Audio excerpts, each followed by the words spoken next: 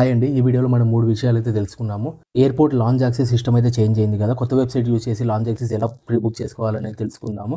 తర్వాత వేరే వాళ్ళ క్రెడిట్ కార్డ్ యూజ్ చేసి మనం లాంజ్ యాక్సెస్ ఎలా అవైల్ చేసుకోవాలి అనేది తెలుసుకుందాము. ఇంకా మూడో విషయం ఏంటంటే గోవా ఎయిర్‌పోర్ట్‌లో మనం 3 బాటిల్స్ కంటే ఎక్కువ డ్యూటీ ఫ్రీ ఆల్కహాల్ స్టోర్ నుంచి ఎలా తెచ్చుకోవాలనే విషయం తెలుసుకుందాం.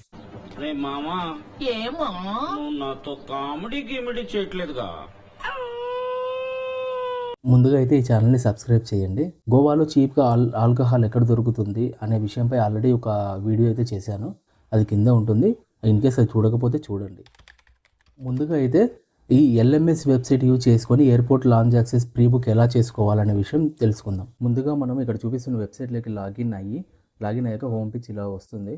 ఇక్కడ లాంజ్ యాక్సెస్ ఎలిజిబుల్ ఉన్న కార్డ్ డీటెయిల్స్ అయితే ఇక్కడ ఎంటర్ చేయాలి.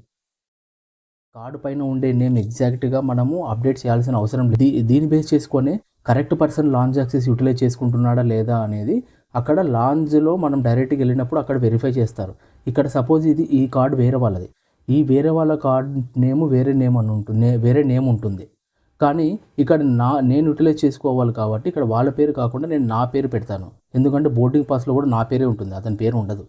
అందువల్ల నేను నా పేరు ఇక్కడ పెట్టి మనం లాంజ్ ప్రీ బుక్ చేసుకున్న తర్వాత ఒక క్యూఆర్ కోడ్ అయితే వస్తుంది. ఆ క్యూఆర్ కోడ్ని మనం లాంజ్ యాక్సెస్ స్టోర్కి వెళ్ళిన తర్వాత అక్కడ మనము ఇది క్యూఆర్ కోడ్ని వాళ్ళు స్కాన్ చేస్తారు. స్కాన్ చేస్తే వాళ్ళకు నేమ్ డిస్ప్లే అవుతుంది. ఆ నేమ్ ఎక్కడి నుంచి లోడ్ అవుతుందంటే ఇక్కడ మనం ఇచ్చే ఈ నేమ్ ద్వారానే. కాబట్టి ఇక్కడ ఎవరైతే కార్డు యూటిలైజ్ చేసుకుంటున్నారో వాళ్ళ నేమ్ ఇస్తే వేరే వాళ్ళ క్రెడిట్ కార్డుతో కూడా మనము లాంజ్ యాక్సెస్ అయితే యూటిలైజ్ చేసుకోవచ్చు. మనము 2 రూపీస్ అయితే పే చేసి ఆథరైజ్ చేయాలి.